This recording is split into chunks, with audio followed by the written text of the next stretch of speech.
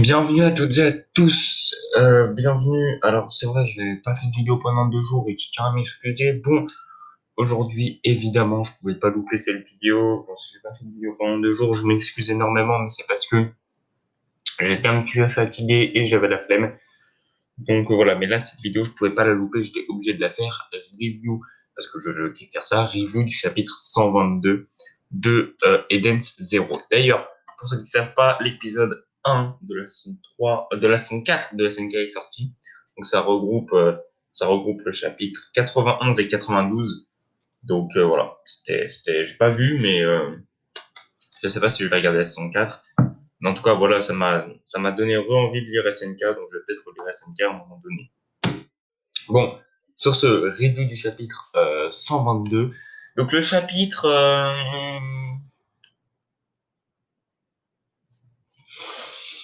moi. Bon, c'était pas génial, c'était pas incroyable, mais c'était pas dégueulasse non plus. Enfin, il y avait des trucs qui m'ont pas mal déplu, donc on va en parler. Let's go. Bon, déjà, avant tout, aucune de mes 5 théories se sont réalisées. Ça fait bizarre. Faudrait que je revisionne ma vidéo pour être sûr, mais je crois pas qu'il y ait une de mes théories qui s'est réalisée, donc bon. En soi, c'est pas très grave. Bon, donc, déjà, on nous explique qu'on a Muller, docteur Muller, qui s'est échappé de prison tout seul. Donc, c'est pas Ziggy, visiblement, qui s'est échappé, qui a aidé Muller de s'échapper de prison. C'est Muller qui a créé une explosion dans la prison et ça a tout simplement tout fait péter. Bon, il y a comme un souci, c'est que t'es quand même dans la prison du système stellaire, gouvernemental. T'es vraiment dans un truc sécurisé de ouf, avec des personnages puissants de ouf, normalement, tu vois. Et en plus, on nous explique après, on va revenir, qu'il est quasiment mort. Qu'il était quasiment mort à cause de la bombe. Qu'il était quasiment détruit. Donc, à un moment donné, faut pas se foutre de ma gueule, Mashima. Le mec, il est quasiment mort, il a fait exploser une prison, mais c'est une prison du système gouvernemental, machin, les trucs bidules, police galactique, là. Donc, si t'as des personnages puissants, et même si t'as pas des personnages puissants, t'as au moins un connard qui a survécu à la bombe, et vu que Dr. Muller, il est quasiment mort, qui peut l'achever. À un moment donné, il n'y a pas un connard qui a survécu à la bombe, qui a pu réemprisonner Dr. Muller, ou même le tuer, parce qu'il était quasiment mort. Faut pas se foutre de ma gueule, non, sérieusement. À un moment donné, voilà, je veux bien être gentil, mais là, non, c'est trop. Euh, je peux pas me dire comme ça dans le plus grand des calmes, ah non, il a pas été en prison, enfin, il a juste fait péter une bombe et tout. Non, ça passe pas, vraiment, ça passe pas. Donc voilà, pour moi, ça passe pas, c'est complètement débile. Et Machima nous prend un peu pour des cons. On va pas se mentir sur ce coup-là. Machima nous prend un petit peu pour des gros trous de balles. Voilà. Bon, ensuite, on a Dr. Muller qui nous explique, voilà, comme je vous l'ai dit tout à l'heure, qu'il n'a pas eu le choix de se robotiser. Il était obligé puisqu'il était aux portes de la mort. Encore une fois, c'est dit dans le chapitre, hein. C'est pas moi qui l'invente, c'est dit dans le chapitre. Le gars, il était aux portes de la mort. Comment il a fait pour s'enfuir? Putain, la bombe, ça l'a mis aux portes de la mort. Il n'y a pas un connard de garde qui a pu survivre et l'acheter. À un moment donné, arrête de nous prendre pour un con. On est sur une prison de haute sécurité, là. On n'est pas sur une prison de merde qui mange des chips. Docteur Muller, il est nul. Surtout s'il est affaibli comme ça. Donc, à un moment donné, il faut pas nous prendre pour des gros trous de balles. Parce que là, c'est le cas. Voilà. Ensuite, on a Docteur Muller qui dit, voilà, bon, c'est pas si mal d'être un robot, finalement. Voilà, hein, c'est pas si mal d'être un robot. J'aime bien. Bon, pareil, c'est illogique, c'est incohérent. Voilà, le gars, il a torturé toute sa vie des robots. Et finalement, il dit, ouais, non, finalement, c'est pas si mal d'être un robot. Voilà, c'est pas si mal. Donc, pourquoi il veut torturer Hermite dans ces cas-là? Enfin, je sais pas, c'est bizarre. À un moment donné, le mec, il est incohérent dans ses propres paroles. Voilà, Docteur Muller, j'aime pas ce qu'il nous baragouine. Parce que c'est du baragouin, Machima, je suis désolé. C'est pas du baragouin, mais bref. Voilà, c'est n'importe quoi. Je suis désolé, mais tu nous prends pour des cons. Voilà, et je suis pas le seul à le dire. Donc, à un moment donné, voilà, le gars, comment il a fait pour s'échapper s'il est à moitié mort? C'est complètement débile, c'est complètement con. Je suis désolé. Oui, c'est n'importe quoi. J'ai jamais vu ça. Ou encore un autre truc con dans le chapitre, parce qu'il y en a des trucs cons dans le chapitre. Quand j'ai prévenu qu'il y avait des trucs qui m'avaient pas plu, il y a des trucs qui m'ont plu, moins plu et tout, mais il y a des trucs qui m'ont vraiment pas plu. Et voilà, je vais donner une note à ce chapitre. Pour moi, je suis désolé, mais c'est même pas un 13. C'est même pas un 13 pour ce chapitre. Voilà, je vais mettre 13 et encore je suis sympathique. Sans vous mentir. Bon, donc voilà. Ensuite, donc, ce qui m'a pas plu encore, c'est que voilà, on a Dr Muller qui électrocute Wise comme ça, en un claquement de doigts, bim. Encore ça, ok. Mais Wise, c'est Arsenal, bordel de merde. Armit, c'est Armit. Wise, le gars, il a vaincu Laguna. Il a vaincu Laguna. Alors, je veux bien que Dr Muller soit plus fort que Laguna, mais t'as Armit aussi. Armit, elle a vaincu Faye. Alors, je veux bien que Dr Muller soit plus fort que Faye, mais Laguna plus Faye, tu vas pas me dire qu'ils se font battre par un connard de Dr Muller. Même s'ils se font battre par un connard de Dr Muller, même à deux contre eux, ils se font pas battre en une attaque. Ouais, il est là, il tombe par terre, il fait plus rien. Meilleur spectateur, il dépasse Sasuke dans le dernier chapitre. Je suis désolé. Meilleur spectateur de l'année. Sasuke, on peut le critiquer, hein, mais Wise, il est là, il regarde. Il regarde Armit qui se fait attraper. Putain, active Arsenal, grosse merde que tu es. Active Arsenal, t'es con, quoi. T'es con, quoi, sérieux. Active Arsenal. Ou alors, il y a un truc que j'ai loupé, il peut plus l'activer. Il a un bug, je sais pas, mais il y a un truc que j'ai loupé. C'est pas possible. C'est pas possible. J'espère que Machima, il va pas nous sortir une putain de truc. Ouais, mais la montre, elle s'est électrocutée, Arsenal, ça marche plus, va t'enculer, connard. Je m'énerve. Je m'énerve, mais c'est pas possible, bordel de merde. Ouais, il est con, quoi. Il est con, quoi. J'ai jamais vu ça. Ce mec est débile. Voilà. Sérieux, il a juste activé Arsenal et a pété la gueule au vieux. Mais il le fait pas. Pourquoi? Parce qu'il est con. Armitz, on va reparler de Armitz. Mais là, à quel moment elle est en difficulté quand elle est attachée? Bah tiens, on va en parler maintenant. À quel moment Armitz, elle est en danger juste parce qu'elle est attachée comme ça? Arrête de te foutre de ma gueule. Vous allez me dire, mais si, elle est en danger parce qu'elle peut plus utiliser les heures dire, espèce de gros connard, Je vais m'énerver. Les gars, on reprend tous ensemble, hein, tous ensemble, comme des gros gamins. On va reprendre. Chapitre 90, page 13. On voit quoi? Page 11, 12 et 13. Qu'est-ce qu'on voit? On voit Sister s'échapper de l'attaque de Daichi en utilisant les Gear, alors qu'elle était attachée. Voilà. Donc techniquement, c'est vrai. Techniquement, si ça avait été un autre personnage, j'aurais dit oui, il peut pas utiliser les Gear parce qu'il est attaché, donc il peut pas l'utiliser. Sauf qu'on a Sister qui nous dit, je vais vous lire la phrase, là j'ai le tome 11 juste en face de moi. J'ai le tome 11, je vais vous lire la phrase. On a Sister qui dit, à vrai dire, la force des étoiles brillantes ne réside pas dans la manipulation de laser, mais plutôt dans son optimisation. Donc, on a Sister qui nous dit elle-même que les étoiles brillantes, même si elles sont attachées, elles sont capables d'utiliser les organes. Elle le dit elle-même.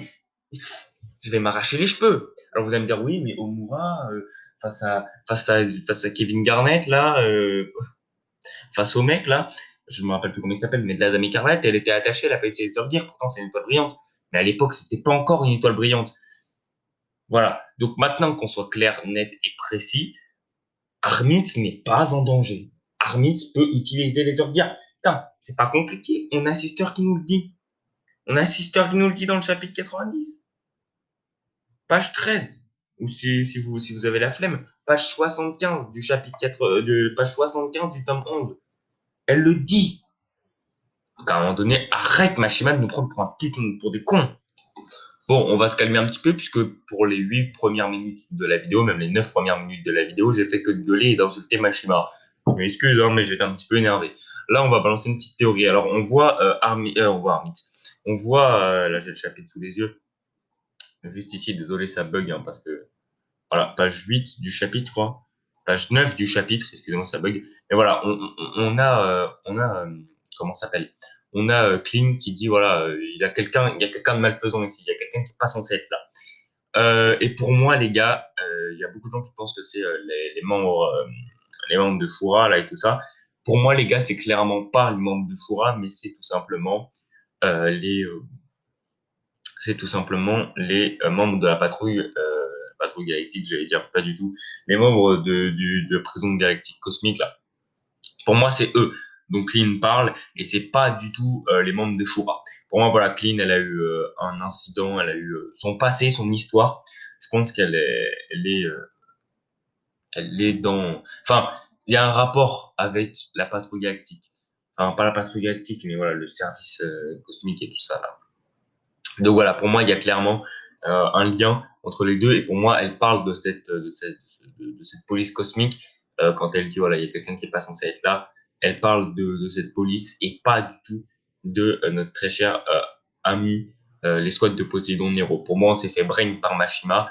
C'est pas possible autrement parce que voilà, j'ai cette idée en tête qu'elle parle de ça, donc voilà. Faudrait que je regarde d'ailleurs dans ma dernière vidéo s'il y a des théories qui se sont réalisées, mais je crois pas. Sinon, je m'en serais souvenu. Excusez-moi, ça bug, hein, parce que je regarde deux chapitres en même temps. Mais voilà, on s'est fait brain par Mashima total, donc voilà, tout simplement. Pour moi, euh, c'est clairement pas de l'escouade qu'elle parle, mais de la police galactique. Voilà. Alors ensuite, on a les mecs là, l'escouade numéro un, qui font leur show, voilà, qui sont là, ouais, on est trop fort, nous, on va vous ridiculiser, etc., etc. Donc voilà.